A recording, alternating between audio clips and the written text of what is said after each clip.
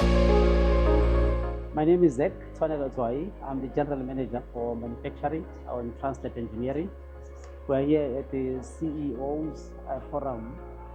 We have been on a panel now talking about how Transnet Engineering is able to work with the OEMs, able to work with the Transnet team, cooperated solutions in working with TOCs to make sure that they give them slots.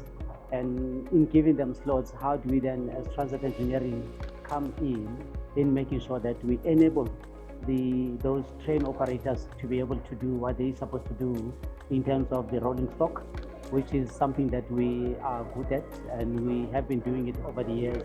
We are able to do a wagon from the start to finish without having to have issues.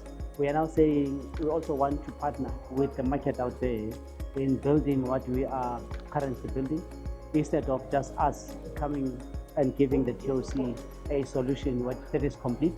But we say let the market supply certain components which we can be able to work on and be able to complete a product and give it to the TOCs or whoever that is requesting that rolling stock.